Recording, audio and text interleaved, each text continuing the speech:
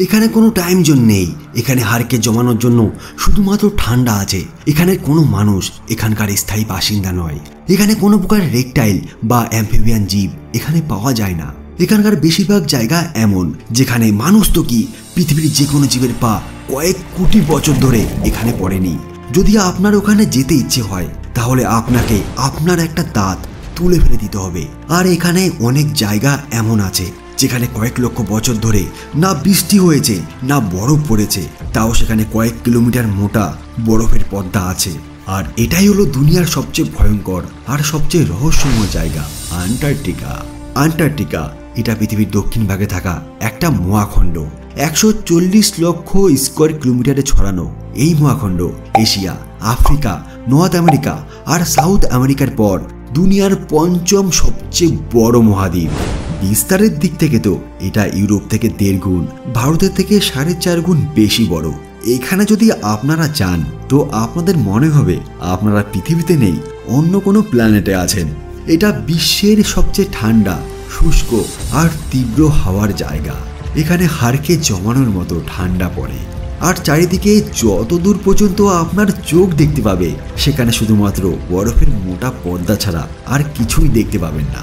বন্ধুরা, আন্টার্কটিকার মতো জায়গায় কিছু এমন জায়গাও আছে যেখানে প্রায় গত 20 লক্ষ বছর ধরে আজ পর্যন্ত না কোনো বৃষ্টি না কোনো বরফ পড়েছে।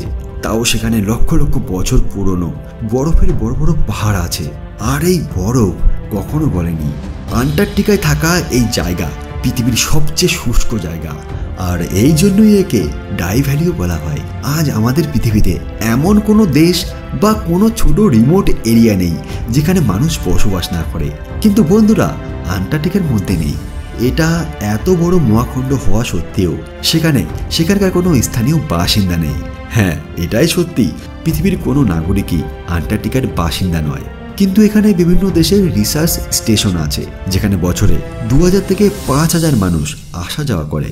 আর এখানে আমাদের দেশ ভারতেরও 3টি রিসার্চ স্টেশন আছে, যার মধ্যে এখনো 2টি অ্যাক্টিভ আছে। এগুলো ছাড়া এখানে আমেরিকার একটা ম্যাকমোরান নামে একটা নিউক্লিয়ার পাওয়ার স্টেশনও আছে, যেটা 1962 সাল থেকে এখনো অ্যাক্টিভ আছে। আন্টার্কটিকাতে যে সমস্ত মানুষ এখানে রিসার্চ করতে আসে তারা এখানে শুধুমাত্র সামার টাইমই থাকে। আর এখানকার সামার সিজনও অনেক ঠান্ডা থাকে। অন্যদিকে উইন্টারে এখানে থাকা অনেক মুশকিলের ব্যাপার হয়। আর এখানে আসা প্রত্যেক ব্যক্তির মেডিকেল চেক আপ করা হয়, যেখানে ডেন্টাল চেক আপে এটা সুনিশ্চিত করা হয় যে এখানে আসা প্রত্যেক ব্যক্তির উইজডম টিথকে বের করতেই হবে। মানে এখানে আসা প্রত্যেক ব্যক্তির তার উইজডম টিথ রিমুভ করার পরেই তাকে এখানে আসার পারমিশন দেওয়া হয়। বন্ধুরা, আপনারা এটা জেনে অবাক হবেন, এটা দুনিয়ার একমাত্র এমন জায়গা যেখানে কোনো টাইম জোন নেই। পুরো পৃথিবীতে শুধুমাত্র এই আন্টার্কটিকা আর নিউজিল্যান্ড এই 2টি এমন জায়গা যেখানে কোনো প্রজাতির সাপ পাওয়া যায় না। এখানে মানুষ ছাড়া এই অতিরিক্ত ঠান্ডাকে সহ্য করার মতো ক্ষমতা শুধুমাত্র কিছু জীবেরই আছে, যেখানে পেঙ্গুইন, সিলস, তিমি, বিভিন্ন প্রকারের শৈবাল আর কিছু বনস্পতির সমাবেশ পাওয়া যায়। বন্ধুরা, এই সমস্ত জীবও শুধুমাত্র আন্টার্কটিকার সমুদ্র তীরবর্তী জায়গাতেই পাওয়া যায়। আমাদের মানুষের দ্বারা এই পৃথিবীতে মাপা সবচেয়ে কম তাপমাত্রা হলো -89.2 ডিগ্রি সেলসিয়াস। আর এটা পৃথিবীর সবচেয়ে কম টেম্পারেচার আন্টার্কটিকাতেই দেখা গিয়েছে। আর এই রেকর্ড 21 জুলাই 1983 সালে করা হয়েছিল। বন্ধুরা, পৃথিবীর এই জায়গা সবসময় এত ঠান্ডা ছিল না। আপনারা জেনে অবাক হবেন যে আজ থেকে প্রায় 53 লক্ষ বছর আগে এখানকার টেম্পারেচার ছিল 20 ডিগ্রি সেলসিয়াস। আর ওখানে খেজুরের গাছও ছিল। কিন্তু সেই সময় এই ভূভাগ পৃথিবীর এত দক্ষিণ দিকে ছিল না।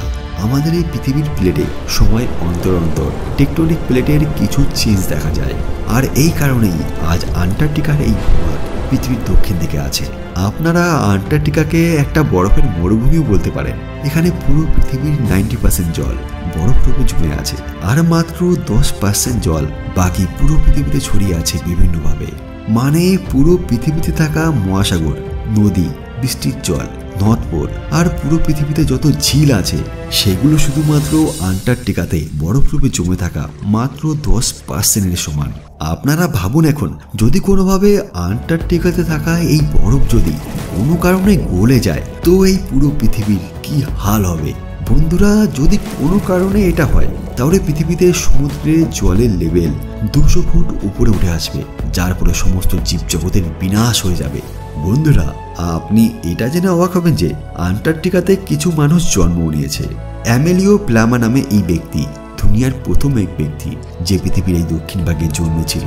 অ্যামেলিয়ার জন্ম আন্টার্কটিকাতে 7 জানুয়ারি 1978 সালে হয়েছিল। এখানে অ্যামেলিওর মা আর্জেন্টিনা থেকে ছিল, আর এটা আর্জেন্টিনার দ্বারা আন্টার্কটিকাকে নিজের বানানোর একটা চেষ্টা ছিল। এই জন্য আর্জেন্টিনা নিজের দেশের এক গর্ভবতী মহিলাকে আন্টার্কটিকাতে পাঠিয়েছিল। কিন্তু বন্ধুরা, আন্টার্কটিকা আজ পর্যন্ত না কোনো দেশের অন্তর্গত হয়েছে, না আগে কখনো হবে। এটা একটা সার্বজনীন জায়গা। এখানে না কোনো শহর আছে, না কোনো দেশ আছে, না কোনো গভর্নমেন্ট আছে, না কোনো গভর্নর আছে। আর এখানে যারা যায় তারা শুধুমাত্র রিসার্চ পারপোসের জন্যই যায়। আজকের ভিডিওতে শুধু এতটুকুই।